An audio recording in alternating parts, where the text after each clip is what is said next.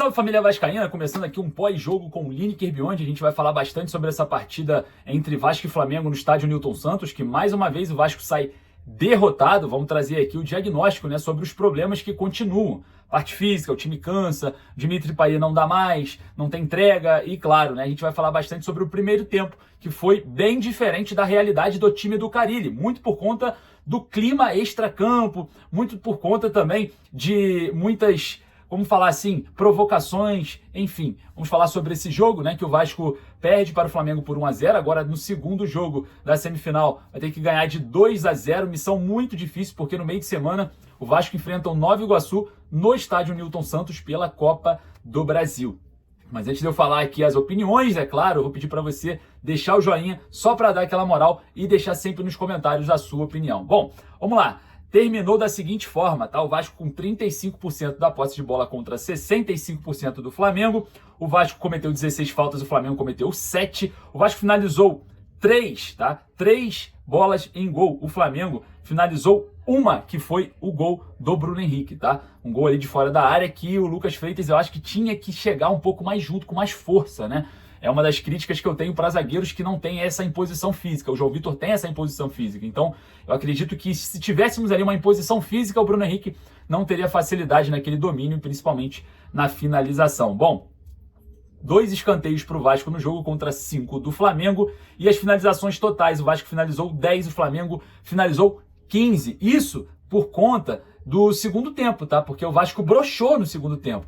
Literalmente. Olha, 5 cartões amarelos para o Vasco. Lucas Piton, Pablo Verratti, João Vitor, Matheus Carvalho e Hugo Moura. E 2 para a equipe do Flamengo, que foi o Eric Pulgar e o Wesley, tá? Então, são aí as estatísticas desse jogo, né? Um jogo que o Vasco começou competindo muito bem, colocando um clima que tem que ser colocado em clássico, tá? É aquele clima ali mesmo, é aquilo que tem que entrar daquele jeito, só que tem que permanecer para o jogo inteiro, né? O Vasco inicia o primeiro tempo ali, o jogo com muita briga, muita confusão, cartão para lá, cartão para cá. Exatamente assim, é jogar como homem. É isso, é dessa forma que tem que jogar, como jogou no primeiro tempo. E claro, jogando como homem, com disposição e vontade, ofuscou as falhas táticas do Carille, né, que não consegue, mesmo com jogadores diferentes, mesmo com reforços, fazer uma variação tática nessa equipe. É impressionante como que é complicado para o Carille ter criatividade e também ter um estilo de jogo diverso, né? O Carille, ele não tem de forma alguma, ele não tem nenhum tipo de variação tática. É impressionante. A gente observa o Vasco jogando, mudam as peças e continua da mesma forma. O Lloyd entrou no lugar do Matheus Carvalho e percorreu literalmente o caminho que o Matheus Carvalho percorreu em campo. Não tivemos uma mudança, uma ofensividade maior, uma pressão um pouco mais otimizada em cima do time do Flamengo. Não tivemos. Então, o time do Vasco é um time aleijado, só consegue jogar de uma forma. E isso muito por conta do trabalho do Carille. E o que falar da parte física? Porque o primeiro tempo foi de muita entrega, muita batalha, muita vontade. O Vasco teve a chance com o Ryan, né, de abrir o placar, muito por conta dessa garra, dessa gana, marcação em cima, disputa corpo a corpo, pé a pé.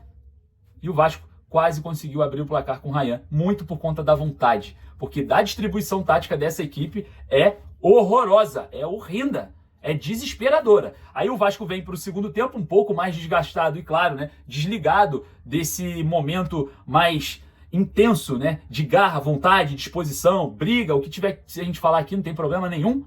No segundo tempo vem desligado, sem o condicionamento físico necessário para suportar um jogo de 90 minutos.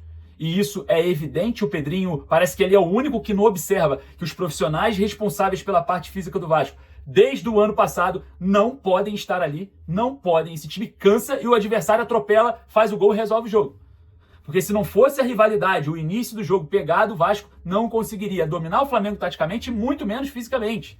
O Vasco conseguiu competir porque o algo a mais foi a rivalidade naquele início do primeiro tempo. Foi a partir daí que o Vasco deu aquilo, o seu algo a mais, os jogadores se entregaram um pouco a mais do que o normal e conseguiram competir, porque fisicamente no segundo tempo foi absurdo. O Vasco precisando ir para o ataque, o Vasco precisando atacar. Entrou o Lloyd Augusto, entrou o Benjamin Garré e não mudou a distribuição tática. O Garré percorreu o mesmo caminho que o Ryan percorreu o jogo inteiro. O Lloyd Augusto percorreu o mesmo caminho que o Matheus Carvalho percorreu o jogo inteiro. É absurdo que mesmo com peças, com pontas, material humano, e pode chegar quem for, pode chegar quem for. O Carille não consegue mudar essa equipe. Não consegue. Ele não tem criatividade para isso. Ele é limitado e ponto final.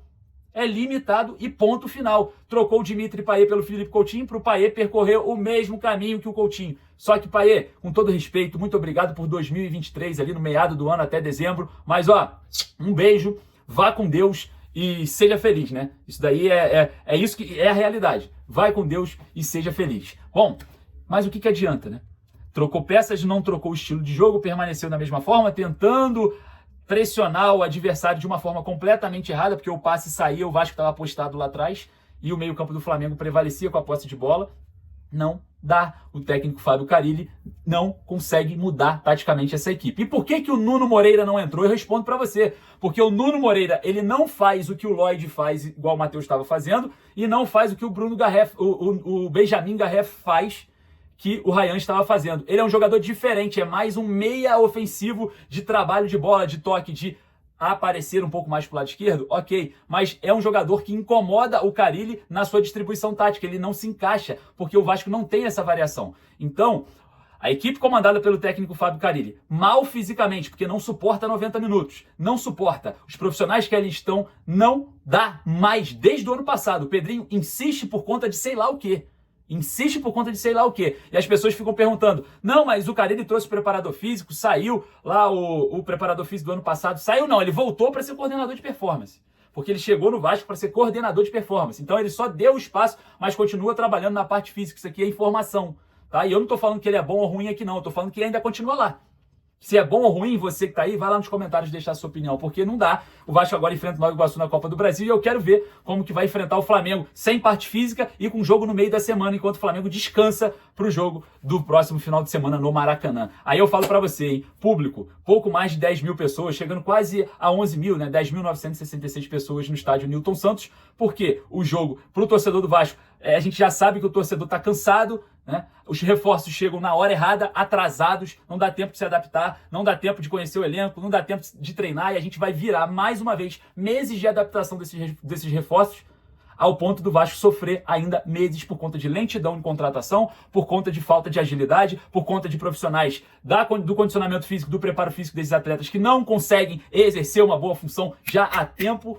E é isso, é mais do mesmo, é mais uma derrota para o Flamengo, mais uma vez o Vasco virando e vai ser eliminado se continuar dessa forma. Tem como em uma semana, poucos dias para treinar, jogo da Copa do Brasil e voltar ao final de semana e mudar muita coisa? Não, por dois motivos. Tempo hábil de trabalho e Fábio Carille que não consegue enxergar além dos seus limites. Então é isso. A gente vai sofrer esse ano, infelizmente, se continuar dessa forma. Mudanças no futebol acontecem o tempo inteiro. E no Vasco parece que elas são mais lentas, mais devagares e muito mais. Queria saber a sua opinião? Vai lá nos comentários. Daqui a pouco eu volto com muito mais informações. Um forte abraço. Saudações, Vasco.